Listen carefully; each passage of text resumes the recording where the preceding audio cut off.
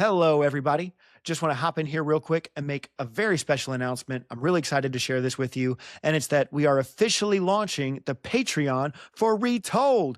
Yay! Now, I know what you're thinking, at least some of you. You're probably thinking, but Barry, I thought you already launched the Patreon for Retold. And well, you'd be kind of right. So half points to you.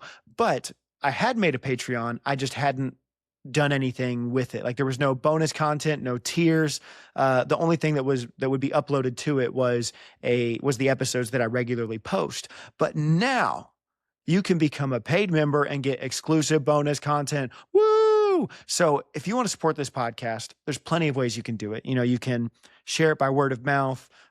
You can give it a good rating, post about it, all that awesome stuff. And that is so deeply appreciated. That's how this podcast has grown and become what it is already. It's so cool to see hundreds, sometimes thousands of listeners each week. I love it. So thank you so much for sharing this podcast with people. And if you want to support this podcast monetarily and get exclusive content, you can go to patreon.com/Retold Podcast and sign up to become one of our members. Yay! Barry, what do we get if we give you money and become patrons of your podcast?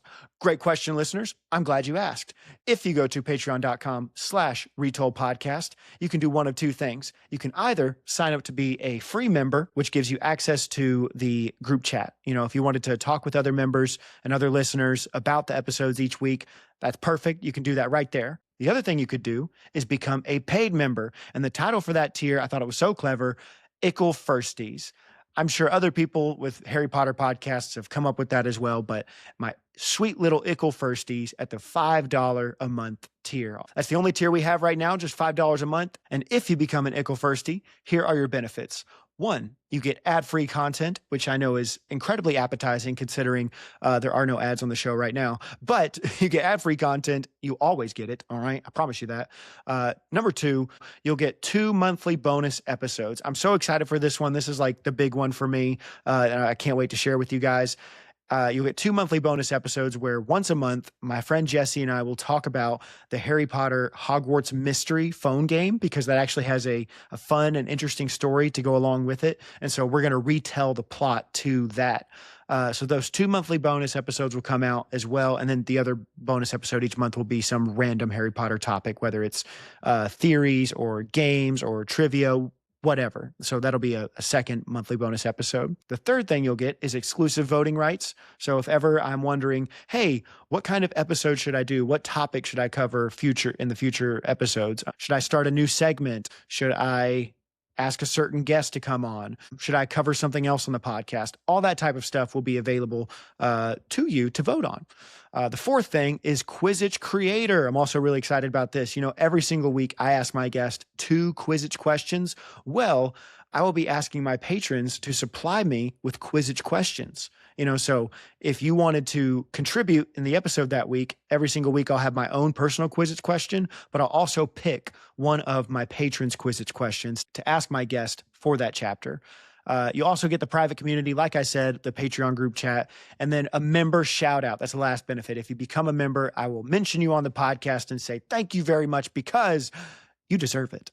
So that's the Patreon. I hope you guys go check it out. Patreon.com/Retold Podcast. Please become an Ickle Firstie. And if not, you know, you can still just support it by sharing it with people. It's grown so much just because of that. And the last 2 things I'll say before I start the episode this week, one is that a little teaser of one of the bonus episodes will be coming out later this week, either Wednesday or Thursday, depending on when I can get it edited. The first episode of Jessie and I covering Hogwarts Mystery is going to come out on the main feed. So you can get a taste for that, check it out, see, oh, is this a storyline that I'll be interested in? But yeah, that's the one big announcement. And then the other one is that in this episode, I forget Matthew McFadden's name. He's the guy that plays Voldemort in the audiobooks, and he's also the guy that plays freaking Mr. Darcy in the Pride and Prejudice movie. So my apologies for forgetting dear McFadden's name. Anyway, enjoy the episode. He's more than an athlete. He's an artist. I think you're in love, Ron. Shut up. Victor, I love you. Victor, I do. When we're apart, my heart beats only. Harry Harry Potter! Hey, my eyes aren't glistening with the ghost of my past. I'm not an owl. Technically, it's a fact.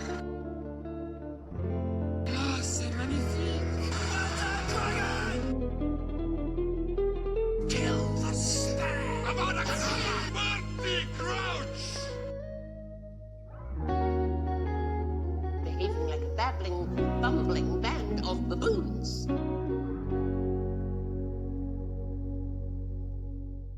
Junior. Hello, everybody, and thank you for listening to Retold, the podcast where I retell you my favorite story of all time, Harry Potter. And this week, we are retelling chapters 33 and 34 of the Goblet of Fire.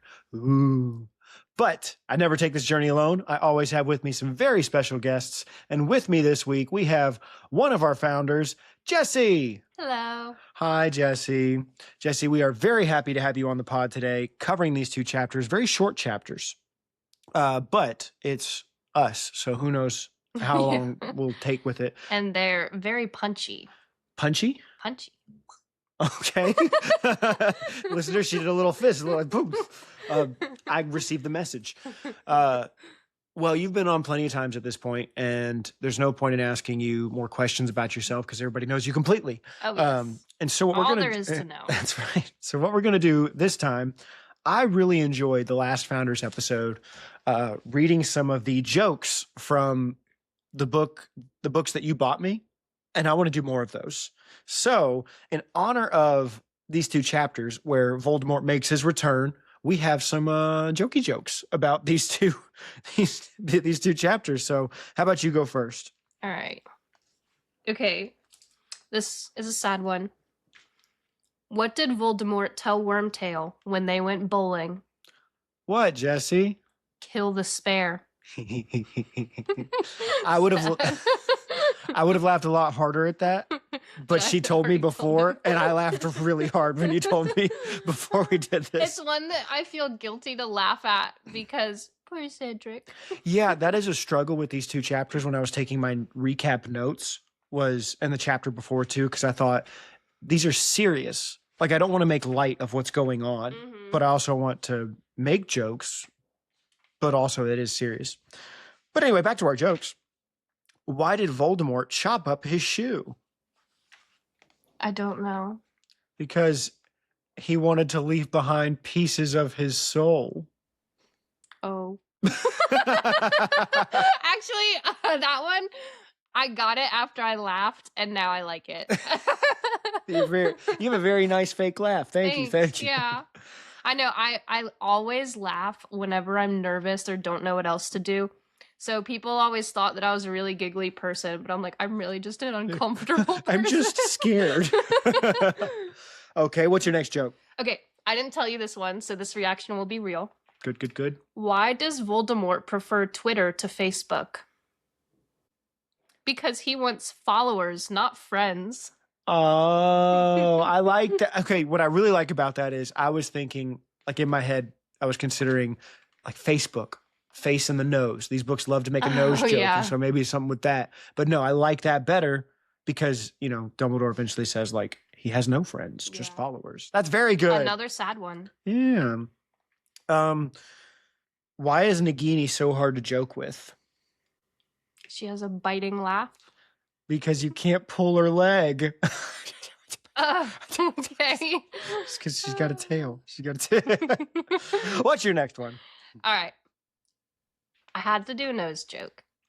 Why doesn't Voldemort have glasses? Why? Nobody knows. I hate you. You stole mine. That's in my book too. Really? Yeah. I can't believe they reused it. They reused it. Man, I guess they ran out. That is very good. Okay, let me find a different one. One that I liked. It's just stupid. Or should we do like the really dumb ones? No, it's not. Why did Nagini get sick? Why? Because she bit herself. She bit herself. And she's got venom and she made Oh. herself sick. It doesn't make sense. Yeah, I don't know about that one. But if Tom Riddle is the heir of Slytherin, then Medusa must be the hair of Slytherin. Okay, that was good. Oh, did you have any more? No, not, That's not okay. really. Oh wait, actually, yeah. Another Nagini one. I just found this. Mm-hmm. Did you hear that Nagini makes really loud sounds when she drinks? No. She's a real slurpant. I like it. Slurpant. You get it, listeners? That's clever. I liked There's one that's how does Voldemort text a smiley face? And it's just ... smile, like parentheses. There's no nose emoji. You like in the middle. shouldn't do the nose in the middle anyway. Yeah. That's weird. But there's like a space too Ah, to separate yeah. it, to accentuate it. Or he should have had the equal signs as a nose. Oh yeah, I like that. Yeah. The last one, I enjoyed this. What do you call, or sorry, why can't you make a portrait of Lord Voldemort? I feel like I should be able to get this one. Close. Yeah, it's just bad enough that I don't think you will. Okay, what is it? Because he is, I reworded it to make more sense. Because he is he who must not be framed. Oh, okay. Yeah, I wouldn't have got that. Yep. All right, that's it for our jokey jokes. Hope you enjoyed that, listeners. You're welcome. All right, first of all. But we will now be moving on to our Quizzitch section. Yay! Everybody's favorite part of the show. I've recently learned that it's not everybody's favorite part. Really? Yeah, it is a lot of people. What are the other favorite parts? Some people just really like the retellings and that. Yeah. Surprisingly. Well, I guess that's good for you because that's like Right? what your podcast's Right? about. I know. I feel bad when I am editing certain episodes and like I just see on Riverside where we do the podcast, record it. It colors the different vocals. So like mine will be one color and the guests one color. And I always feel bad when the retelling is nothing but pretty much my color the whole way through. But I recently had a person email me, and it was actually probably the most heartfelt email I've ever received. It was very sweet. Yeah, just going on about how much they enjoyed the pod, how grateful they are for it. And they actually had some really cool answers, things I'll get to the restricted section probably for things I've asked. And they made fun of me on some things, which it was necessary. Like when I was trying to force the doggos jokes, like the Hootie Air doggo and stuff. I've made fun of him for that too. Yeah. But he said, I don't have as much like fervor for the trivia as you do, but I enjoy your energy. Like it was something like that. That's good. But yeah, so anyway, at this point, listeners, so if you're new here, which probably not at this point, but if you are, welcome. If you're new here, this is the section of the episode where I have pridefully claimed I know more about Harry Potter than everybody else in the world, and I put this theory to the test by challenging all of my guest hosts to a trivia competition where we ask each other 2 trivia questions, sometimes more, based on what took place in the 2 chapters we cover that episode. I won book 1, lost book 2, lost book 3, and it's a very close race right now in book 4. Currently, after we've tallied up all the points, I am behind by a half a point. Half point Barry. Half point Barry. I'm behind by just a half a point. So let's get it kicked off, Jessie. Okay. Are we only doing 2 each? Let's start off with that, but we might do more in case we don't steal each other's questions because they are like really short chapters, so we might have stolen. But anyway, I'm sure you probably made like 10 a lot questions. Of but what was the map of Argyllshire or whatever, you know? Yeah. So what is your first question? All Not right. looking. I will do. Okay, this may seem hard, but it has significance. What kind of tree does Harry mention seeing in the graveyard? A yew tree. Yes. Yay. I thought that was very interesting. Yeah, because that's what Voldemort's wand is made out of. Mm-hmm. All right, your question, Jessie. How many Death Eaters are missing? Okay. What he says. He says it specifically. He says 6 are missing. That is correct. Ding, ding, ding, ding, ding. Very good. What is your second question, Jessica? Okay. Let's see. I'm happy to have not skunked this episode already, so that's good. Hmm. There's only 2 more. I know. I guess there's 2 more retellings than the best of episode. Okay. I'm deciding between which one do I want to do. Okay, I like this. I like the significance of this better. Okay. What does Harry dive behind to avoid the Death Eater's stuns at the end of the graveyards? Angel statue. Yes. Do you know what it's made of? The marble? Yeah. Yeah. Yeah. Yes. That was also something I was like, she's going to ask me this. I know this for sure. I just thought that was a really cool symbolism. Yeah. And it gets its wing chipped off. Yeah. I it's funny you say that because I even wrote down, is this a symbolism? Yeah. Mark? Symbolism. Okay. I already asked you a numbers one, so I won't do that one. What was the potion for Voldemort's rudimentary body made from? Okay. It was a spell of his own making, venom from Nagini, Correct. That's one of them. and a bone from his father. Wait. No, that's another one. Yeah, don't get it confused with the... I know, yes. Unicorn blood. That is correct. Yes. Ding, ding, ding. I was about to be I know, like, I there's almost no mixed freaking potions. way. Yeah. No, I knew it because I had that one for a question for you as well. I had both potion ingredients listed, so I thought you might ask me. So I do have 2 more that I haven't asked you. Do you have any more that you haven't asked me? I do. Yeah, Let's- if you want to play Just for fun. funsies. For funs or for Well, points? It's for pointses. Pointses. For pointses. We'll do one last one Okay. for this round. Oh, do I go first? Yes. Okay. Unless you'd rather I go first. Okay. We can switch it up. Yeah, you go first. All right. Well, then don't look at your phone, Jessie. Okay, Don't okay, look at that. You never... That saved me sometimes because I was like... I didn't cheat. I know. just I had try looked to at do it that before. too. Every time Yeah. you start to ask your question, I like close my phone screen because a lot of times we do write the same questions down. Do you want a numbers one or a potentially hard one? I don't know. I know, because like, Well, maybe do the numbers one because that might cancel out the one I was gonna do for you. no, because then you already have it down. All right, I'm doing the other one. Which Death Eater tells Voldemort, "I prostrate myself before you," and he is the last Death Eater that Voldemort speaks to in the circle? Not.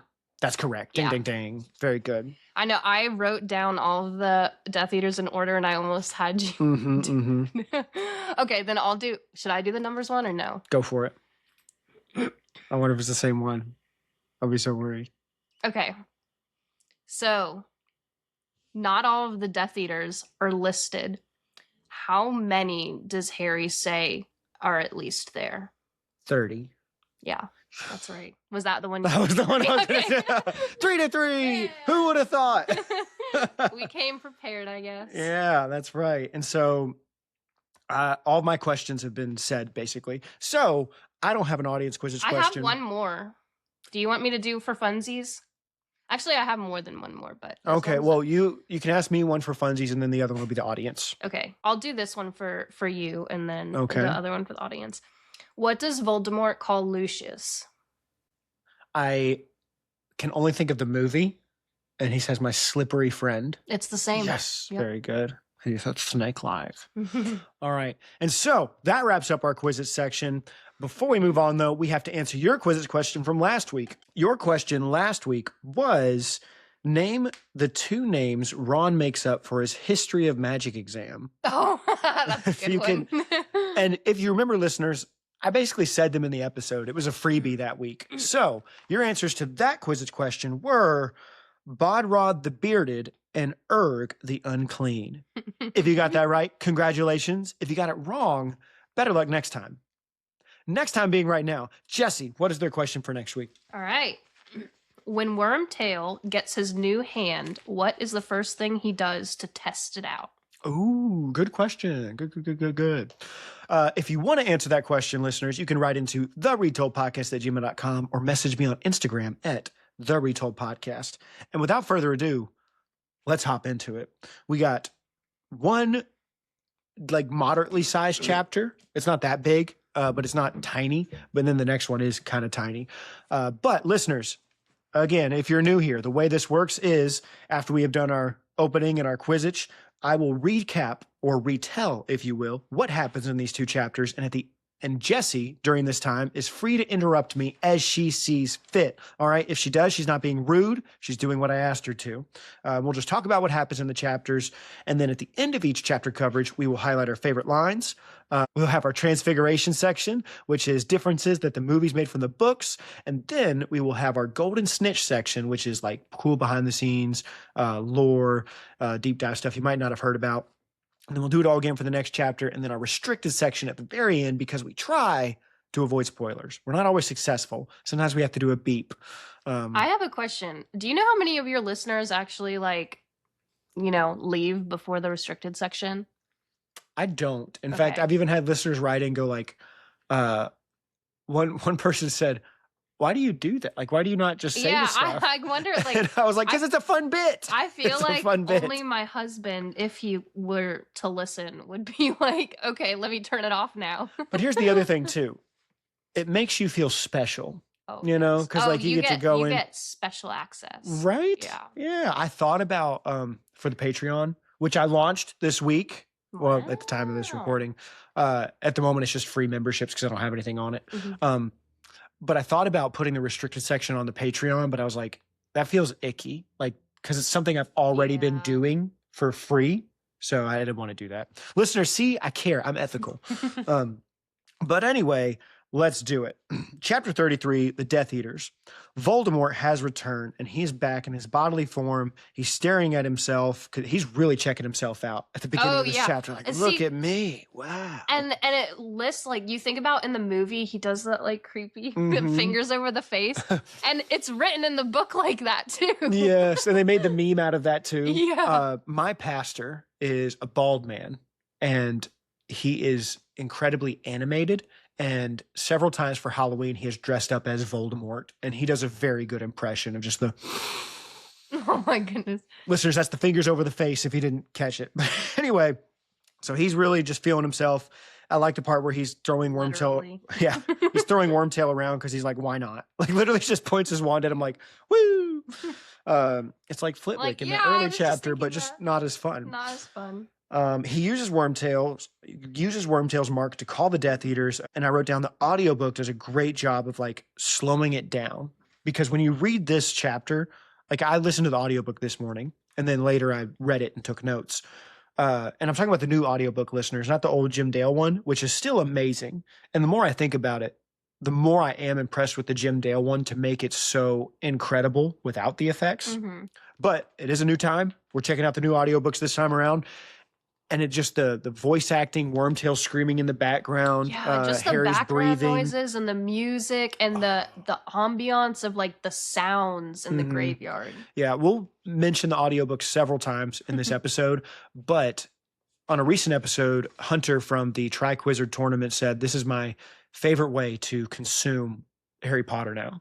And you know what? It might be. Like, I'm excited to show Bailey because I was like, she's going to love these chapters specifically just on how like, and the next one with, It's like listening to yeah. a movie and all the scenes are included and nothing Mhm. is left out of the movie. yeah, literally everything's in there. And sometimes it answers questions you didn't know. Like sometimes a voice will say something, but you'll hear it in a person's voice. Mhm. Like but the suspiciousness of Moody. Yeah. So anyway, audiobook, it's great. And I wrote down, now we wait, because he summons all his Death Eaters and he just sits there waiting for him. He tells Harry that his dad was a muggle.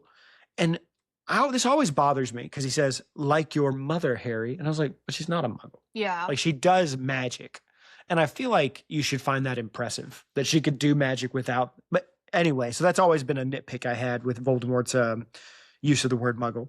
But anyway, the Death Eaters appear and they start prostrating themselves before Voldy. I had to be very careful to write prostrate and not prostate. I said it. Anyway, but they're kissing his robes. The voice acting is amazing for Voldemort. And we talked about this before the episode, but like it could have been so easy for him to sound catty and like just over dramatic. And I will say it is over dramatic, but it sounds like, I think the word I wrote down was he comes off more like a megalomaniac, just this crazy dude who is like I don't want to find too gruesome of an analogy, but like he's the person with the weapon and everybody's at his mercy and he can say all the crazy stuff he wants, but he has the power to.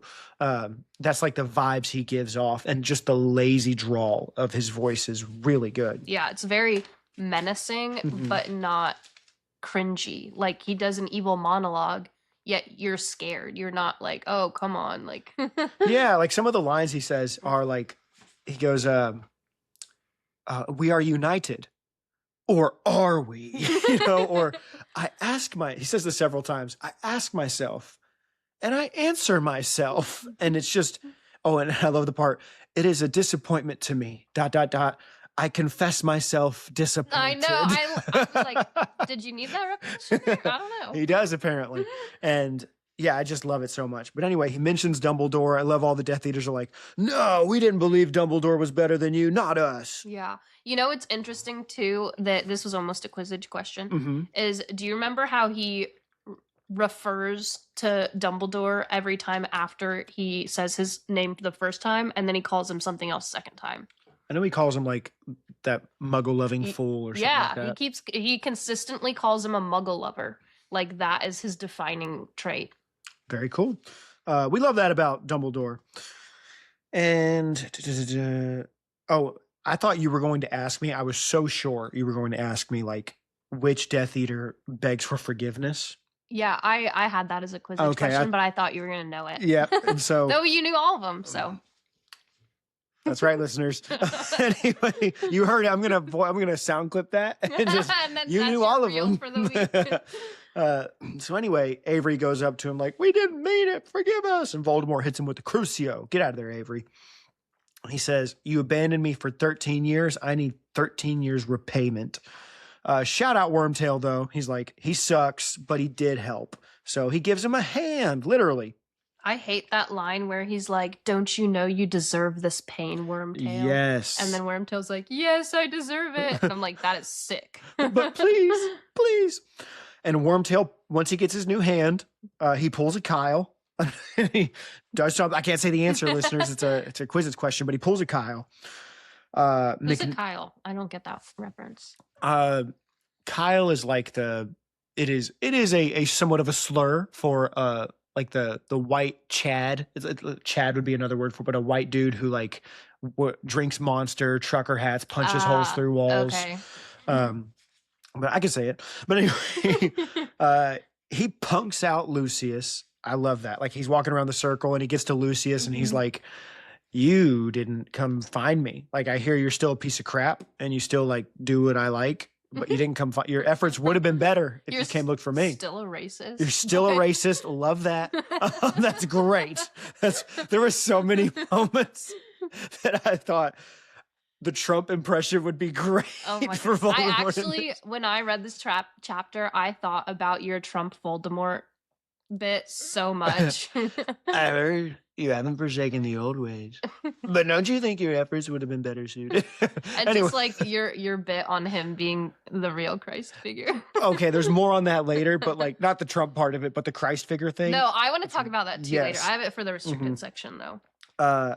You know what's funny is I actually have it as my next note, but just for one specific thing, and we can dive deeper into it in the restricted section.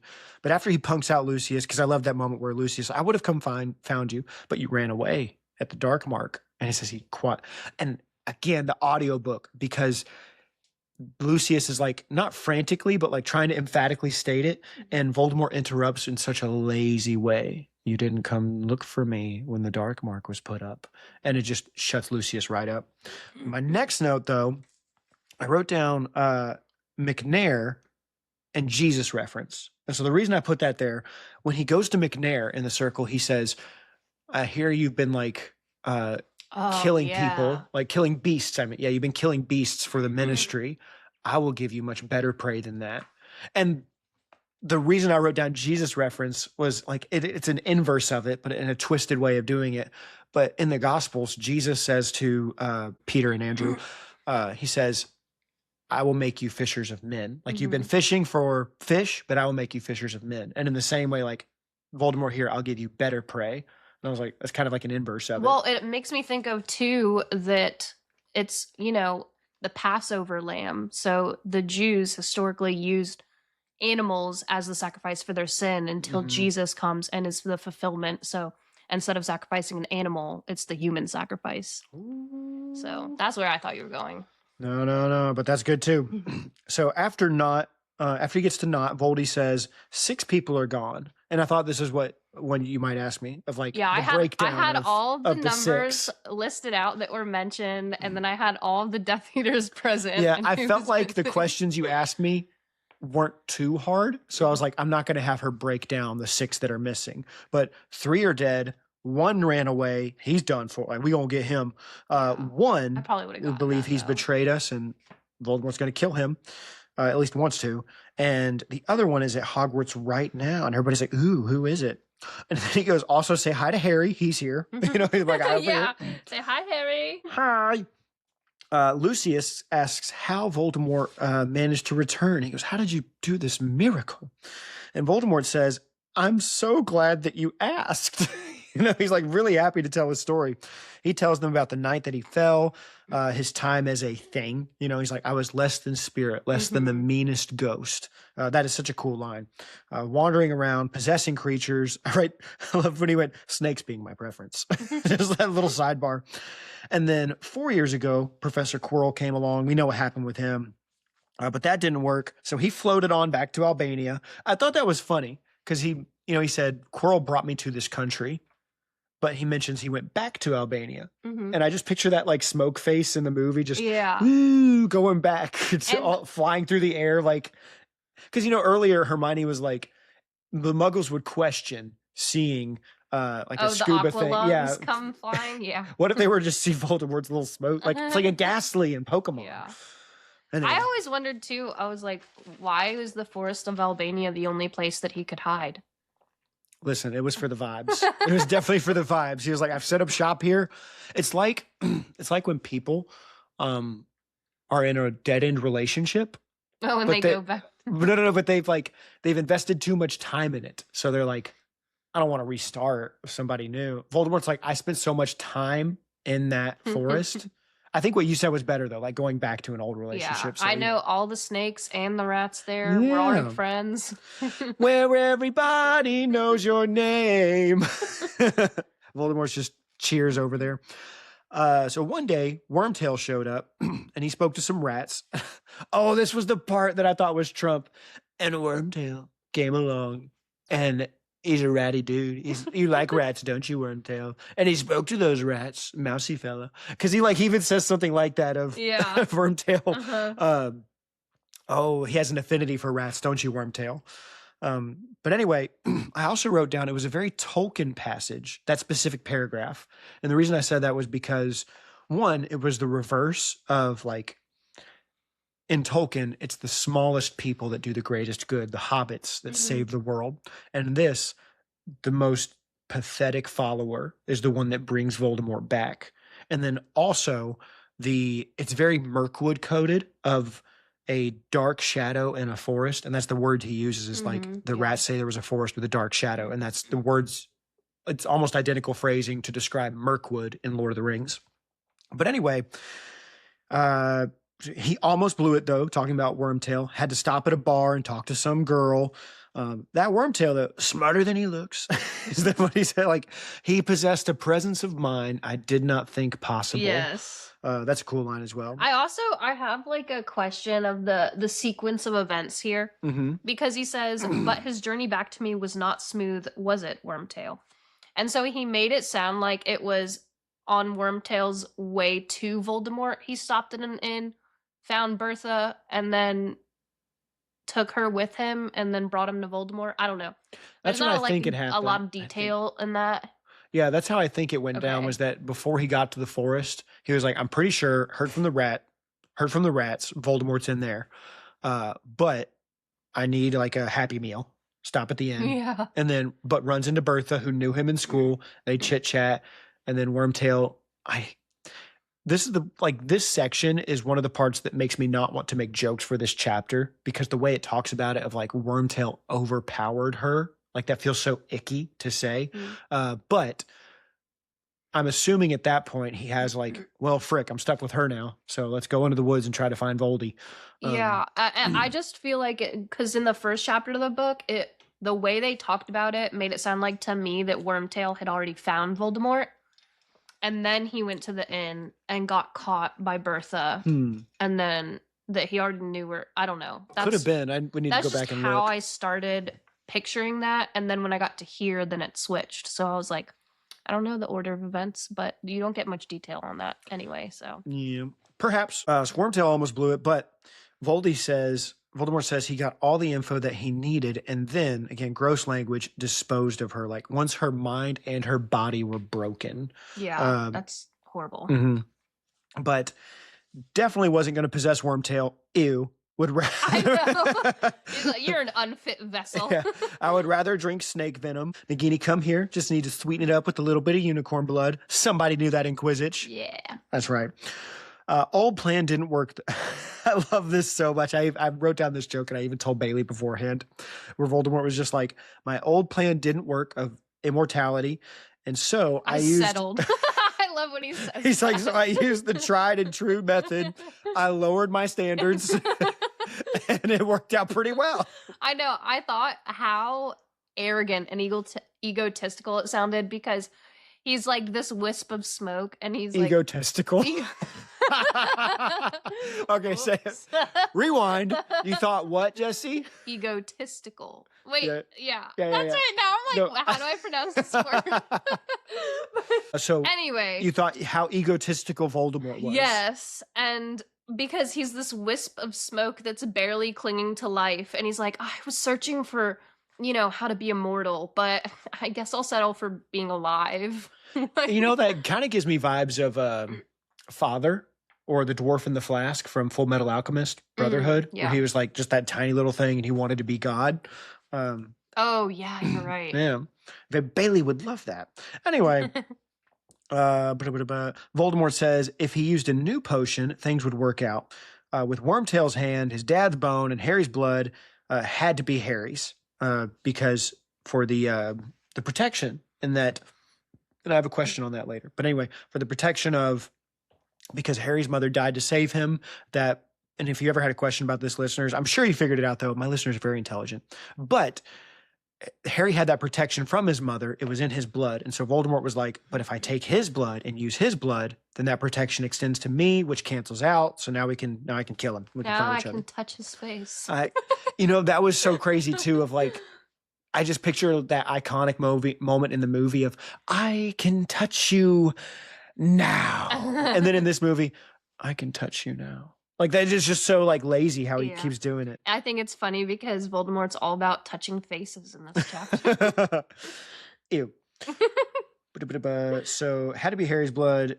But how to get Harry though? He couldn't go to Harry's house, or he couldn't get him at the World Cup. So he used the very elaborate plan of the Triwizard Tournament to get him. I wrote down Crucio, because he hits Harry with a Crucio, and it's the second or third time. This is rough for Harry, because it's the second or third time just in this chapter, in these span of chapters, where it says it was the worst pain Harry had ever felt in his life. Hot knives. His face is being ripped open along his scar. At least that's how it feels. It wasn't actually. And the chapter ends with Voldemort saying, you guys get back and watch. I can definitely take him. Like, I don't need your help. I can definitely do this. He's like, watch me take this 14-year-old child without any help.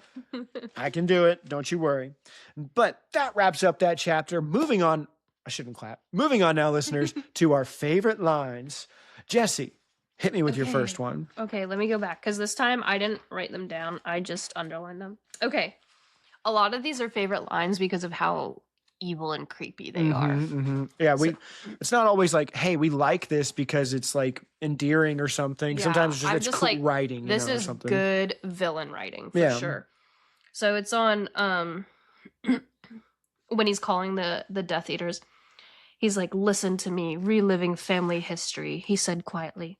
Why, I'm growing quite sentimental. But look, Harry, my true family returns. And it's just so creepy and ironic to me because he doesn't care about any of his Death Eaters. Yeah. So it's his true family, but that in itself isn't even true, and none of them are family, and there's no love. They're more between like any of his pets, like his Yeah. objects. Yes. And it's like later Dumbledore will say It's he like liked to the- collect things. Yes, the things that he collected. Yeah. I'm glad you said that because I think I have 3 favorite lines, and that was one that I X'd out, but I liked that one. One of mine was when he's waiting on them to show up, he says, how many will be brave enough to return when they feel it, he whispered, his gleaming red eyes fixed upon the stars, and how many will be foolish enough to stay away? Ooh, I like that. Just menacing. Very menacing. What was your next one? Okay, so this is my favorite line because I had like a distinct memory of reading this book as the first time as a child. And so I love mysteries and trying to figure things out. And this was one of the first books that I was like, I didn't know. I like didn't get pulled in by any of the red herrings. Like I didn't buy the whole Ludo or Friend George or all of those misdirects. But I never figured out what the thing was. But I love this line because it was a really good misdirect at the end that made you think, oh, that's it. But it wasn't it, you know? And so when Voldemort's talking about his faithful Death Eater, he says, he is at Hogwarts, that faithful servant. And it was through his efforts that our young friend arrived here tonight. And it made me think Snape, because that's the Death Eater that you know is at Hogwarts. Yeah. And so as a kid, I was like, oh, is it Snape? I didn't think it was Snape. Is it Snape? After all this time? Yeah. And I just thought, so that was more of a nostalgia line for me. Karkaroff. All right. I didn't think it was a Karkaroff. Did you hear like my little correction in the newest episode? Because No, I've had even more I didn't people. listen to the one today. I've had even more people write into me, be like, Karkaroff, not Kakarov. And I was say like, Kakarot. I know, and I thought of you too, because I was like, Yeah. but I've done that way my whole life. I know there's an R there. But anyway, yeah. Karkarov. Karkarov. There's so many R's. Anyway, one of my other favorite lines is very soon after the one I just said. But when he's waiting on the Death Eaters to show up, he says to Harry, "You stand, Harry Potter, upon the remains of my late father," he hissed softly, "a muggle and a fool. Very like your dear mother. But they both had their uses, did they not? Your mother died to defend you as a child, and I killed my father. And see how useful he has proved himself in death." Ooh. Yeah, that's very cool. And again, just the voice acting in that section was impeccable. What's your next favorite line, Jessie? This is a short one, and I just like the irony of it, is Voldemort, "Well, one of them was already at hand, was it not, Wormtail? Flesh given by a servant." And so the at hand, flesh given by a servant, I was like, oh, that's like a dig, and that's a fresh pun. wound right there. Just a flesh wound. Yeah, fresh flesh wound. Okay, so my last one of the chapter, it's Voldemort when he's talking to the Death Eaters. "I miscalculated, my friends. I admit it. My curse was deflected by the woman's foolish sacrifice, and it rebounded upon myself. Ah, pain beyond pain, my friends. Nothing could have prepared me for it. I was ripped from my body. I was less than spirit, less than the meanest ghost. But still I was alive. What I was, even I do not know. I, who have gone further than anybody along the path that leads to immortality." Oh, sick. Yeah. Great writing. Great writing. And all my ones for the next chapter 2 are like big chunks. Yeah. But that's all my favorite lines. Did you have any more? No, that was it. Very good. Now moving on to our Transfiguration section. And so listeners, these are differences that the movies made from the book. So the first one that I have here is that we kind of highlighted it I think we did in the Quizzitch section, but in the movie, there are much fewer Death Eaters in the graveyard. There's only a small collection of them. They couldn't hire enough extras, I guess. I would have done it. Ew, Death Eater, no. Well, I feel like they just stuck to the named Death Eaters. Yeah. Like because they casted characters that had names. So the 30 plus that didn't get a name. Because he says at least 30. Yeah. Crab, Goyle, McNair. And he's like taking off all their masks. I do like that when he's just punking each one of them out. Which also, okay, in the movie when they wear the masks, because that's not in the book, but do they not? Like, they have hoods, but they don't, he doesn't mention that they have masks, I don't think. Yeah, all I can, maybe. The only thing I can remember is the like something about their glittering eyes. And I don't remember if it said creeping out from their masks or not. But either way. I was like, you get this call on your arm, and then you're like, oh, let me go grab my old mask. They're wizards. They can like, just honey, where's my super suit? Honey, where's my racist robes? Oh my goodness. But yeah, so there's more Death Eaters, and Voldemort, or there's fewer Death Eaters in the book, and Voldemort doesn't talk to them as much in the movie. Yeah, they don't fall at the ground and at his feet. Yeah. And Voldemort, big change, he has red eyes in the book, but in the movie, it's just like, I'm not sure what color, but it's definitely not red. It's I like think that gray I or think they said that was green. like too scary to put in the. That's something interesting I'm thinking about for the HBO show of like, I think they should full send it on when it gets to that point. Like that, then the whole reptile look, some of the artwork you find for Voldemort and how like snake-like and reptilian he looks, that'd be kind of sick to actually do an HBO show. The description in the book is so chilling. I love it. So Voldemort has red eyes in the book, but not in the movie. He also mentions more of his plans in the book, but we kind of already highlighted that. Last one is that he doesn't talk to Harry at all before the Death Eaters show up in the movie. Like he summons all the Death Eaters first. He goes up to Wormtail, like Wormtail, your arm, your other arm, summons them, and then he goes, Harry, I almost forgot you were here. And then he starts talking to Harry. So that's all the transfigurations for that chapter.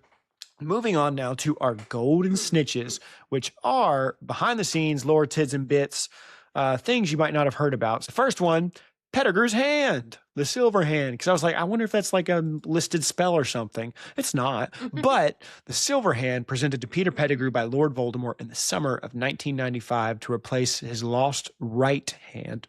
So it was a right hand. It appeared to be composed of metal and exhibited strength superior to that of its owner's former hand, capable of blank, blank, blank. We won't say that. It's a quiz question for the audience. It was robust, and in the shape of a human hand, it gave the appearance that Pettigrew was wearing a silver glove. The creation of this hand immediately ceased the pain Pettigrew suffered upon severing his original hand, and it was impervious to the revulsion jinx and possibly other spells. So we can't say the moment that happens later, but it like seems impervious to spells, which is kind of cool.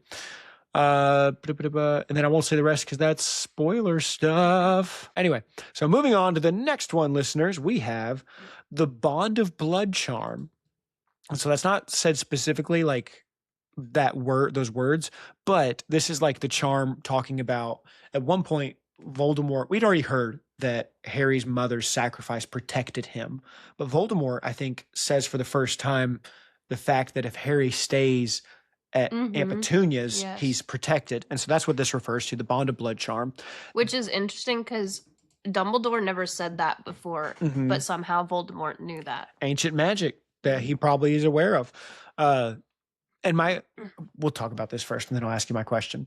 This charm was an extremely powerful and ancient spell which was formed when a person sacrificed themselves for a family member out of deep and pure love. The sacrifice created a lingering protection in the blood of the person who was saved. It was not activated, however, until the charm was actually cast, and it was not sealed and functioning until another member of the family accepted and saved the person as their own. So like all these things had to come into play. So that's why Harry has to stay at the Dursleys, because Harry's mom, whose relative, sacrificed herself for him, and so then he had to be taken to Aunt Petunia's, a relative of his, so that the blood relative, that aspect of it could be fulfilled as well. And so like Petunia had, I mean, I guess that's more restricted section, but if the victim was related to the beneficiary, so meaning like Lily related to Harry, the beneficiary, then a powerful charm can be cast upon the beneficiary to give them additional protection, although it is unknown how closely the two must be related for this charm to work. The charm prevented any harm from coming to the beneficiary from the murderer while they were in a blood-related relative's home. So we kind of said all that. And it ended... Oh, here's some other interesting ones. However, in order for this charm's power to take effect, the living blood relative must first take the saved person into their home willingly. But it ends when the person either moves out or turns 17, which is the age of maturity in the British wizarding world. That's an interesting way for the spell to end. Like, oh, you're old enough now. The magic doesn't work anymore. You're a big kid now. No more help for you. Another, like, in my own headcanon, why Voldemort never tried to go to the Dursleys is I always felt like somehow this magic was similar to the Fidelius charm, where he couldn't go to the Dursleys' house, like, so he couldn't because this just says to prevent harm coming from Harry. But I always thought, like, why doesn't he go into the house and take Harry out? I think you're right about that. Yeah. I think you're actually right about that, because I remember reading something about how it made it unfindable to the person that is like trying to attack. That's how I always did it in my Mhm. head to make it make sense. Yeah, they didn't say it there, but I did read it. I think over in like the Harry Potter lexicon, it mentions that. They call it sanctuary on the Harry Potter lexicon. And the last golden snitch for this chapter is the rudimentary body potion. So this potion was a dark potion used to create a rudimentary body for Lord Voldemort. It was prepared for him by Peter Pettigrew in the combination with a few dark spells of Voldemort's invention and something so horrible as to be indescribable in order to sustain him while he awaited his return to power. And restricted section stuff later. 2 of its main ingredients were unicorn blood and Nagini snake venom. Somebody knew that?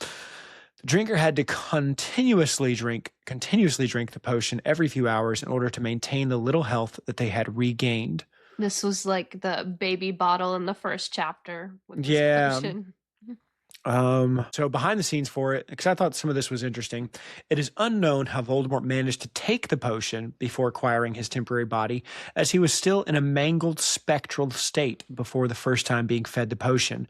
This was similar in how... Maybe he indwelled a snake again. Yeah, and that's one thing it suggests. Dang it, Jessie, you jumped ahead. Oh, sorry. No, it's okay. This was similar in how the ghost nearly headless Nick took the Mandrake restorative drought, which is another good point. However, yeah, that's interesting. Yeah. However, given Voldemort's power of possession, which is what Jessie said, he could have taken it through a snake. Or it also suggests he could have, like, in his spectral state, dunked himself in the potion, and maybe like something would work there. It clung to his smoke. Okay, and the rest I don't want to say because it's restricted section stuff that I don't want to mention here. All right, and that's it for this chapter for Golden Snitches. So now, moving on to the next chapter. What's it called? Chapter... It is 34. Yeah. Priori incantatum. What? I can't say the word. Moving on to the next chapter. Chapter 34, Priori Incantant... Frick, Jessie. You did it to me now. Incantatum. Incantatum. There's no N there. Incantatum. Okay, you're about to ruin me for every name in this series. Priori if you say Incantatum. it in a British accent, it's easier. Priori Incantatum. Incantatum. And say it like Michael Gambon. Yeah. Gambon. Incantatum. Do you need a break? I'm good. Fantastic. All right, so chapter 34. Wormtail unties Harry and gives him his wand. But he doesn't look at him the whole time. I thought that was interesting. Of like, that's how guilty he feels, it seems. Yeah. Voldemort says it's time to duel. He makes Harry bow, hits him with... You brought your dueling disc, right? That'd be so, both of them. Boom.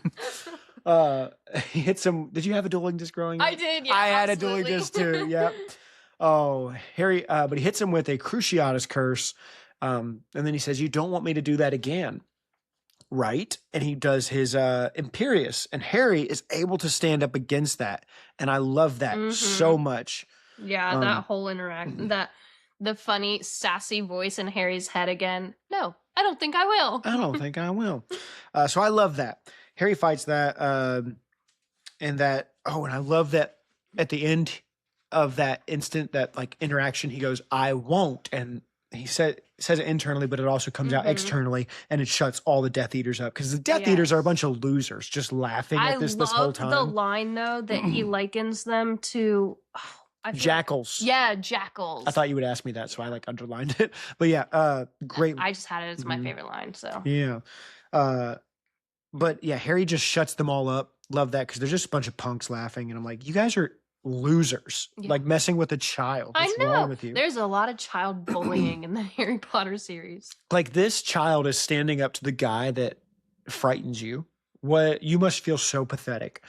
But anyway, so the narrator really hypes up Harry's Quidditch ability. I love that, where he goes, and with the Quidditch skills, or with the skills born from like all of Harry's Quidditch training, he fled. That's essentially what it says. He did a dodge roll. A dodge roll, and he ran over. It's freaking Elden Ring. Over and over, just duck, roll. So he runs. Voldemort taunts Harry, tells him to come out, and Harry has this awesome moment where, like, he's hiding behind the statue of, or the gravestone of Voldemort's father, and he like steals his resolve in this moment. It's also a really cool moment in the movie where Voldemort says, like, I want you to look at me, Harry Potter. I want to see the light leave your eyes. And Daniel Radcliffe in that, I love his acting there of just like the heavy breathing and then just like toughens up and goes out and faces him. I thought it was interesting in the writing too, because in the previous chapter, or actually maybe in this one, but Voldemort tells him like, come die as a man like your father did. Mhm. And Harry has that same thought. Like Yeah. he repeats that thought of like, you're right, I'm gonna come out and be like Mhm. my father. Yeah, it's like actually like motivation for him and encourages Yeah, him. when like Voldemort meant it as a dig to like Mhm. make him hurt, and Harry's like, no, I'm gonna cling to this. Yeah. Do you think he'd meant it as a dig? Like, I just had this thought. No, I because think he did see I think the he courage. in it. yeah, I think he admires, because like Voldemort does admire bravery. I think he even says that in he the admires first book. bravery, but I think the whole way that he's speaking is to make Harry fear. Yeah. So it's not to tell you like, yeah, your father, good on him, but it's to make him tremble at like, yeah, remember when Okay. I killed your father? But at least he had courage. Okay, yeah, that's how I kind of took it too, Mhm. especially because I think Potter, at least before he married Lily, they are part of the pureblood. Yeah, yeah. the Potters are pures. But anyway, they're pures. It is funny though when Harry steals his resolve to go out to face Voldemort. He like it says he thrusts his wand out before he turns around, Mhm. and then he turns around. So he like keeps it in front of him, like I can do this. But he doesn't trust himself to have, I guess, quick enough reactions to take him. So he's like, I will be prepared from the jump. Thrust it out in front of him and threw himself around the head. Huh? Yeah. we Um, both acted that out. yeah, by the way, yeah, If you're yeah. not listening. But they both shoot spells at each other, and Jessie, incredibly, their wands seem to connect. And you know what, if you've read it, listeners, it's one of the coolest moments in the whole series. There's this moment where they levitate. The golden thread is like splintering, makes a domed web around them. This is what I thought was really funny, though, that I never caught before. I thought that they were levitating the whole time. They're not. It says that it levitates them away from Voldemort's father's gravestone and drops them off in a clear patch. And I thought, why? Like, why did it just go, you should fight over here Clear instead? and free of the graves. Isn't that funny? It just picks them up and says, you should fight over here instead. All of the ghosts that are about to come out are like, don't desecrate the graves. That's kind of what it seems to Yeah. imply. I just never caught that. And it's like, what an odd little note of just Yeah, picks you it up and is. moves you just over here. Another thing to note, the imagery in all of these paragraphs is so amazing. Like, it's so Mhm. beautiful. You just see everything happening Mhm. in your head, and it's visceral, and you feel it. Absolutely. So Voldemort says, he's mine, don't touch him. The Phoenix song plays. It's beautiful. Audiobook too. I had like a Incredible. mind-blowing moment that I don't know how I ever got this before, but I'm like, oh my gosh, the cores of their wand is the phoenix that's singing. Yeah, I think it's like, Dumbledore's. I know. I don't know Mhm. why. I was just like, I didn't get that until the very- I've had several of those moments this series. That's okay. So the Phoenix song, the beads going back and forth, the beads moving down to Harry, and then he's like, concentrate, and it moves back. The ghosts start to appear, and that was obviously an unnecessary Quizzitch question. I'm sure we both thought of Mhm. like, what was the order of Yeah, them? which I was like, that's too easy. Yep. But another thing that I thought was super symbolism is that the phoenix is like the power of resurrection. And so I wondered, is the effect of bringing back all of the people that Voldemort killed because of the phoenix Interesting. resurrection? Yeah. And So- like, would other wand cores do that? I don't know. I just thought that was really cool. Yeah. A good symbolism. That's actually really fast. I hadn't thought about that before. Anyway, so the ghosts appear. The hand first, then Cedric, then Frank, then Bertha, then Lily, then James. We'll talk about it in a second. But my first question is, why the hand? Yeah. Like, I why thought did the hand appear? Because Crucio doesn't appear. Like, these other things don't appear. Well, and the hand is not sentient apart from Wormtail. So my question is, like, well, the hand kind of is sentient. I guess we can mention that in a restricted section. yeah. But what's interesting is like the hand, like my thought was maybe it was a hand that actually like the soul of a person and their hand, like maybe the soul of a hand. I don't know. Maybe that was why it came out, because other things don't come out that we know he cast. The Cruciatus Curse. Yeah, and like I said, that's why I think he does the symbolism of the Phoenix core, and so only it's the resurrection of the lives that he's taken because of the Phoenix core, so it doesn't turn back like the people he's tortured, because if they're still alive, you know. But then it's the hand. Yeah, but he kind of did kill the hand, because he chopped it off. Wormtail did that though, with a knife. Yeah, with a knife. You're right. Yeah. That is another thing that is not written but has to be assumed is Wormtail is the one to kill Cedric. It's so with Voldemort's wand. You have to assume that it's with Voldemort's wand, even though that's not said. And in the movie, Voldemort says, "Wormtail, my wand." Yeah. But there's no exchange of that in the book because Harry's just been tortured. He didn't notice. He wasn't listening. Yeah. I love the appearance of his mom and dad. When his mom and dad show up with like the person, he knew who it was. It was the person he'd been thinking about the most that night. That was so sweet. And then it's in my favorite lines, but like, your father's coming. Hold on. Yeah. Your father's coming. Oh, it touches the heart. Yeah. James says that they can give him a moment. And so there's the moment where Cedric says, "Hey, can you grab my body?" And people kind of make fun of that, of like the kind of more important things going on. And that's true. Oh, I don't like hate that at all. Yeah, I don't hate it. It is true. Definitely more important things going on, but like, I get it. You know, kind of a sentimental thing. And well, and it is also something that's going to give closure to his family, because he's just been murdered in a horrible way that his dad's going to struggle with for the rest of his life. The least he can do is have a body to bury, you know, to bury your children. Like, it's, yeah, I don't dislike that.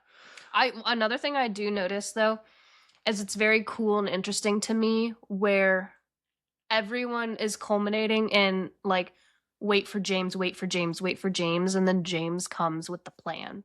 So his mom's like, wait for your father, and then the father comes and he's like, I got a way to get you out of this. And I just like thought that was really cool. Yeah, it's very incredible imagery. Loved it. Oh my goodness. I know. What It's is a rough up one. here? We're both It's a having rough one. issues. So now Harry pulls his wand back with an almighty heave, the text says. Harry bolts out of there. He zigs and zags, something that Rick and Stark should have done. You don't get that because you didn't see Game of Thrones, but that's okay. No. He hides behind some tombstones.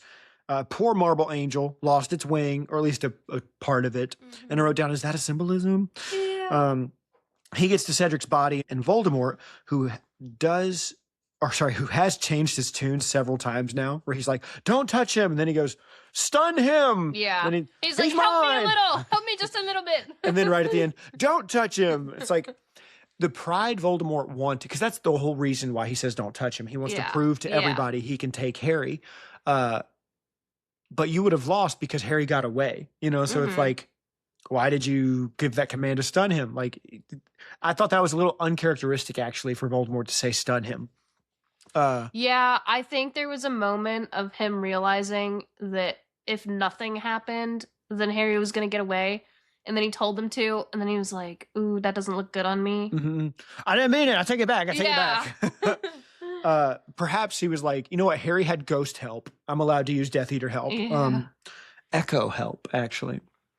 And he's about to get Harry, but Harry performs Accio. He catches the cup. I wrote down good dexterity. And I love that moment too in the movie, because it's, you know, it's Accio, and then listeners can't see it, but like if you're watching on the video, I got my pen. He says Accio, and then he like moves his wand out of the way and catches with the same hand. Yeah. It's very, very cool. Yeah, it's a good thing he had practiced that spell so much this year. That's right. But didn't use it on the Marauders map. Didn't use it on the Marauders map when it counted. And the chapter ends with them going back. And that's the end of that chapter. Yay! Moving on now to our favorite. It's sad. Yeah, but I do like the final line of they were going back. Yeah. So speaking of, to our favorite lines, Jessie, hit me with yours. Okay. Yeah, all like you said, a lot of them are paragraphs. But when Voldemort, when he's like playing with Harry to duel him, and he says, "We bow to each other, Harry," said Voldemort, bending a little, but keeping his snake-like face upturned to Harry. "Come, the niceties must be observed. Dumbledore would like you to show manners. Bow to death, Harry.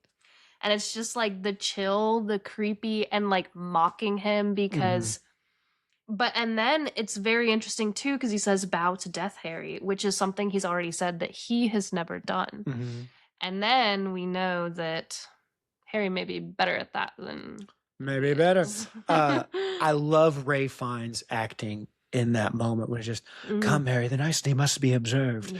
Bow. Dumbledore wouldn't want you to forget your manners now, would he? Oh, I love it. And it's interesting because my favorite line is literally the paragraph right after. The Death Eaters were laughing again. Voldemort's lipless mouth was smiling. Harry did not bow. He was not going to let Voldemort play with him before killing him. He was not going to give him that satisfaction. Yes. All right, what's your next one? Literally just 2 more paragraphs down. Heck yeah. And then he says, Voldemort says, and now you face me like a man, straight-backed and proud, the way your father died. And then I talked about that before. It's just like Voldemort says that is like an intimidating, but then Harry uses that as courage. Yeah. Because Harry's cool like that. My next one, when Harry is hiding behind the statue of, or the tombstone of Voldemort's father, Voldemort says, does this mean you would prefer me to finish it now? Harry, come out. Harry, come out and play. Then it will be quick. It might even be painless. I would not know. I have never died. And the voice acting in both like Jim Dale and this new guy, I forget his name, sorry, voice actor. But you did a great job. Both of them just so, I love that drawl in the, I would not know. I have never died. Oh, it's so good. Yeah. All right. Do you have any more? I do. I won't read the whole thing, but I love Is it on 667? No. Oh, okay. I love his head monologue of Voldemort trying to get him to say no. And he's like, I won't do it. But I just love that whole thing. But then, so another favorite line I had is, Harry crouched behind the headstone and knew the end had come. There was no hope, no help to be had. And as he heard Voldemort draw nearer still, he knew one thing only, and it was beyond fear or reason. He was not going to die crouching here like a child playing hide and seek. He was not going to die kneeling at Voldemort's feet. He was going to die upright like his father, and he was going to die trying to defend himself, even if no defense was possible. So we already talked about that. We love it's Harry. Good. We love Harry on this podcast. It's good. He's awesome. I'm not going to say my last one because it's a long one, and I've mentioned it already, but it's the moment when Harry's mom comes out of the wand and that whole thing of Harry knew who it was. He'd been expecting it since he saw Cedric come out. But the final part of your father's coming, she said quietly, hold on for your father. It will be all right. Hold on. Love that. And especially like, you know, as Christians applying that to the imagery of the Heavenly Father and the rescue we believe in, that it was impactful. And my own father, like I'm blessed to have a really awesome like dad, and my dad has rescued me so many times and come to my aid and helped me out. And if ever I was truly in a dire situation, he's the one who I'm calling. And so I love that. Love that. But that's all my favorite lines. Did you have any more, Jessie? I have 2 more, actually. Hit me with it. All right, so the golden thread connecting Harry and Voldemort splintered. Though the wands remained connected, 1,000 more beams arced high over Harry and Voldemort, crisscrossing all around them until they were enclosed in a golden dome-shaped web, a cage of light beyond which the Death Eaters circled like jackals, their cries strangely muffled now. I just love that imagery, and like the Death Eaters like vultures, like jackals.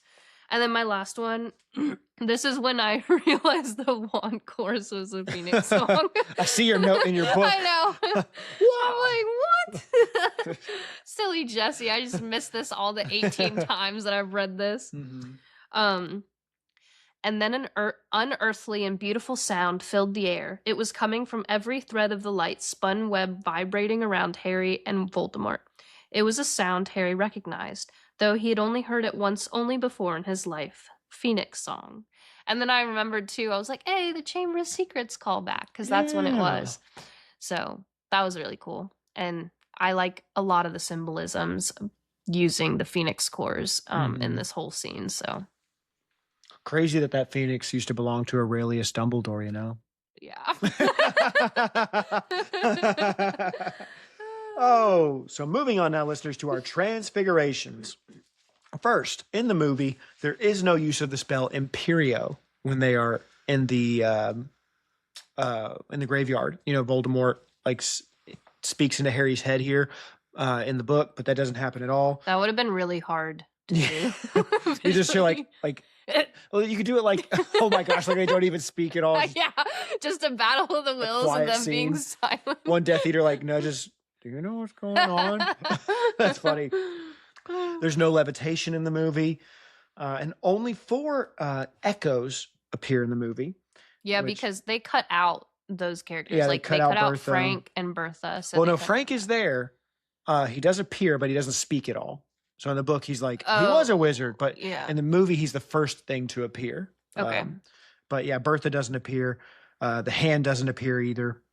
And there's a lot less talking.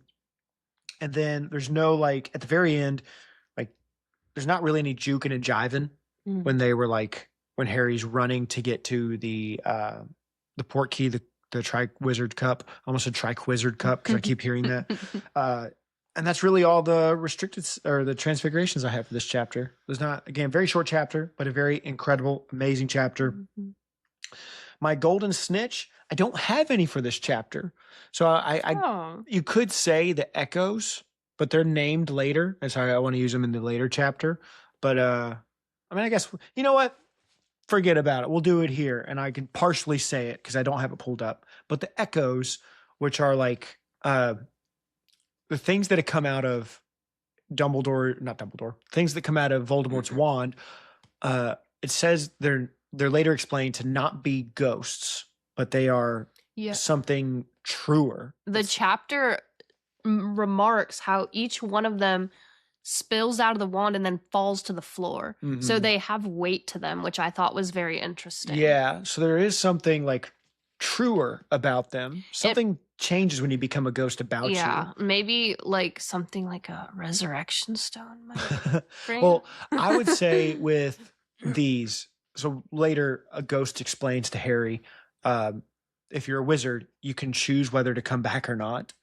And I think my personal theory would be a ghost is the spectral form of a person who chooses to come back, but an echo is the spectral form of a person who wouldn't choose to come back.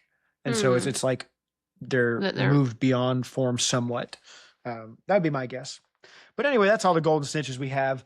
So moving on now, listeners. I almost clapped again. I did it very gently right there, so I didn't clap on the mic.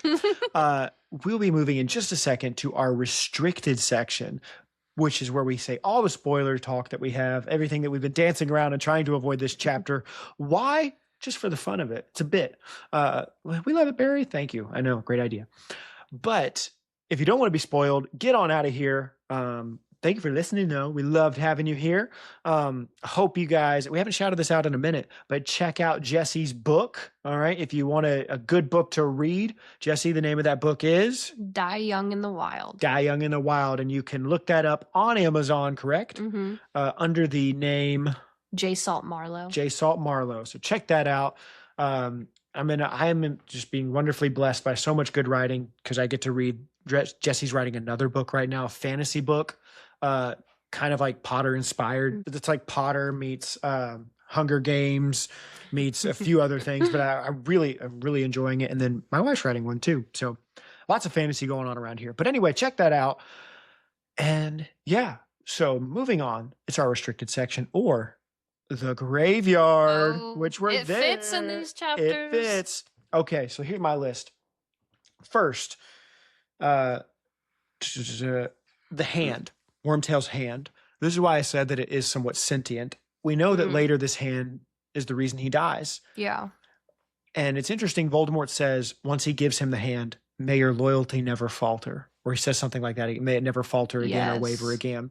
And the moment that Wormtail has a slight hesitation later in the future, the hand kills him. Like it comes up and chokes him out. So that's why I feel like it has some level of, it's either bewitched or has sentience. The hand he was given has sentience because it has a part of Voldemort, but the hand that he gave to Voldemort is what came out of the that's wand. right. So Okay. that wouldn't have sentience. That's true. Okay. That's what I was meaning, but couldn't obviously explain fully. Yeah. Or maybe it was the soul of Wormtail's hand. It could have been, and it could have been like, I don't know. There could have been like something at play of him cutting off like his integrity because he's a traitor. He's betrayed his friends and he's cutting off like this right hand of his to give to a man that will eventually lead to his death.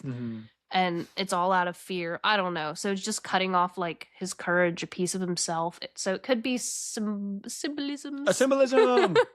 But I don't know. It was kind of creepy, and then I understood why they didn't have a hand come out in the movie because everyone would be like, "Wait, what?" It would have been like the Wednesday Addams hand, Yeah. you know? It or Thing? I think it's It. Cousin It. Cousin It? No, No. Cousin It's the one with the hair. It's the Thing. Thing? It's Thing? Thing. Okay. Yeah. My other one is the missing Death Eaters. So we know that Yeah, it's I have this interesting. one too. So Karkaroff, he's the one that he says has like he fled in fear, and Karkaroff is later killed. Yeah. And it's interesting because he says he will be like repaid, but he doesn't say killed. But then about the next Death Eater, he says he will be killed, but that's Snape, the one that he says this one's left me forever, and he's talking about Snape. And yeah. And Snape has to later convince him, and he gives him satisfactory answers, we know. But it's interesting that he doesn't say he's going to kill Karkaroff, but he is going to kill Snape, even though Karkaroff is the one that he kills. Eventually kills Snape, Right. but still. I do think it's so silly though, like Karkaroff running away because, hey, remember that whole the safest place you could be is by Dumbledore? Mm-hmm. Why not stay by Dumbledore? Like the whole, I don't know. I guess he couldn't bring himself down to that level because he had just previously insulted Dumbledore and gotten wrecked by Hagrid. Yeah. Maybe Karkaroff just becomes like Dumbledore's Polyakov, you know, following him around everywhere. Yeah. Dang it, Karkaroff, stop it. You dribbled wine down the front of your shirt. Yeah.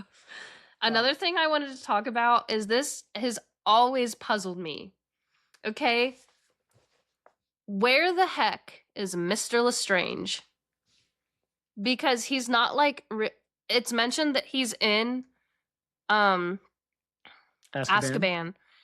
But when they're broken out, I don't remember him ever being mentioned. And then Bellatrix is like off as a one-woman show, and they almost never mention her husband.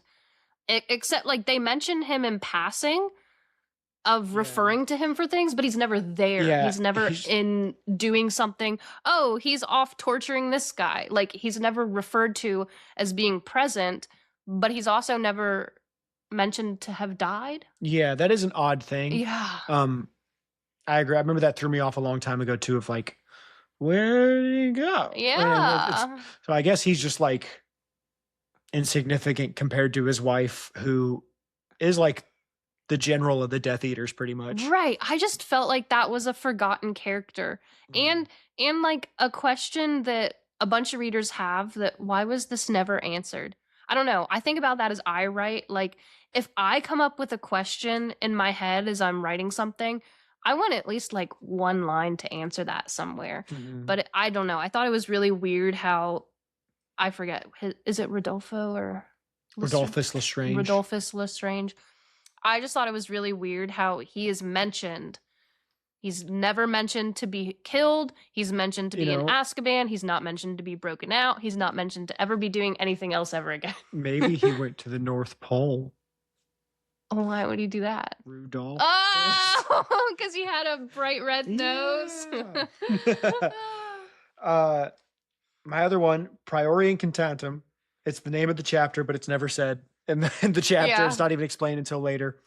We highlighted it. Bow to death, Harry. And Harry is the, like, metaphorically or representative of the third brother in the tale of the three brothers who welcomes death like an old friend. So I thought that was a significant like foreshadowing. And then I had two more. One, it's odd to me that like the blood protection spell doesn't work anymore for Harry, but the home protection one does. Because it's still like that blood transferred in. And I guess once I've researched it a little bit now, the only way to explain it would be that the blood protection is solely because of the blood, but the home protection has to do with like a Petunia. charm and Yeah. Petunia and all that stuff. So there's like a few more extra elements that make it a little more difficult, and especially with Voldemort being the target of the people, the target of the charm that it's like protecting against. Yeah. Perhaps And that. then another thing I wondered too was I thought back to the first book, and Harry's just dropped off on the doorstep with the letter. But the way that the charm and the thing you read made it sound like that Petunia had to verbally consent to this. Yeah. But did Dumbledore go back after he dropped Harry on the porch, or did she just read the letter and go and not throw him out, and so therefore that was taken as her consent? I think there was probably something in the letter about it, because then we know in book 5 book 5, remember my last Petunia is the Yeah. letter that Dumbledore says. So I think there is something in there that specifically highlights that the workings of the spell of the charm to protect. Okay, Harry. so her obeying that was her consent. It was Yes. her willingness. Mhm. Okay. My last one, I actually watched a Super Carlin Brothers video on this. And so listeners, if you want to hear a more in-depth version of this, you can check that video out. But it's specifically their theory on, or it's a question that is asked by the fandom. Harry able to fight against the Imperious Curse, is that by his own strength, or is it Horcrux hair, like Voldemort's Horcrux in him? And so you can check that Super Carlin Brothers video out. But me personally, and I agree with their take on it, I think it is Harry. Yeah, I would agree with And that. the reason is that there are several instances where the Horcrux, like, it would be inconsistent if it was the Horcrux fighting back. And there are moments that it doesn't help Harry in that way. I forget exactly how it works, listeners. I'm sorry. It's late. But I think it's actually Harry, not the Horcrux. I agree. That wouldn't make sense to me if it was the Horcrux defying its master. Like, I always thought that it was Harry's own stubborn will and his goodness. You know? I mean, he made a practice his whole life of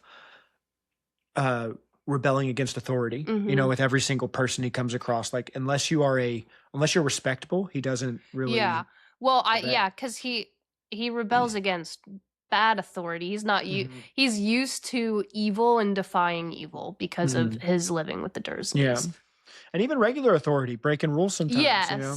Yeah. But that's all the restricted section I have. Harmless. That's right. You got to know the rules to break. That's all the restricted stuff I have. Did you have any? I did.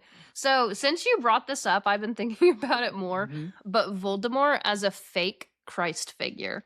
And I thought it was very interesting because so we know that Harry willingly dies. And there is an interesting thing to think about. Like, did Harry truly die and then come back? Or did just, you know, the Horcrux die and then Harry was still alive? Whatever. But Voldemort is very clear that he has never truly died. And then the word, like, even though this whole, like, putting the baby into the cauldron and becoming a man, he always calls it the rebirth. It's never like resurrection. So rebirth is mentioned, I think, 3 times in the chapter. And I just thought that was an interesting choice to use. Voldemort's born again. Yeah, but it's not like, I don't know, it's not truly born again. It's like rebirth, but it's like the fake rebirth, but it relates to the Christian ideology, but it's like a cheap scam of it, you know? So I just thought that was very interesting for Voldemort being a fake and bad Christ figure. Yeah. Yeah. There's several moments just throughout his character. Like, he's painted as very anti-Christ-like, having the appearance of the savior. Like, he wants to make the wizard, wash it clean of the mudblood, make it entirely pure. So that imagery is used as well, and only he can do it. Voldemort he keeps calling himself merciful, Mhm. He will forgive. And even like the deathy, like Lucius says, "Oh, you're so merciful." Like, Yeah. okay, Lucius. So there's several. I think it'll be interesting now as we continue through podcasting through these books, more of these like Antichrist figures or Antichrist analogies for Voldemort. Mhm. But yeah, so any more? No, that's it. Fantastic. Well, listeners, that about wraps up our episode. Thank you so much for listening. Really enjoyed having you here. Jessie, thank you for being on the pod this week. Like I said, if you weren't paying attention before, listeners, I mentioned it earlier, but we started the Patreon. Go sign up for that. You'll hear more of us talking about Harry Potter. You'll hear more of me and Jessie specifically. You'll hear more of Emily. Still haven't decided exactly what we're doing, but at this point we will have, once you finally heard this episode. And it'll be fun. It'll be a lot of fun, and we've got a lot of exciting ideas and things we want to do. So check out the Patreon, subscribe, whatever payment tier seems fit to you, or even become a free member. There'll still be benefits for free members. And yeah, share this podcast with all your Harry Potter friends, and give me a review, please. Yay. Anyway, all right, goodbye. Bye. And click. Thank you for listening to Retold. Artwork for this podcast was created by Rachel Ortlip. Music was created by Taylor Jarvis. And the Retold podcast is produced by me. That's right, I made this.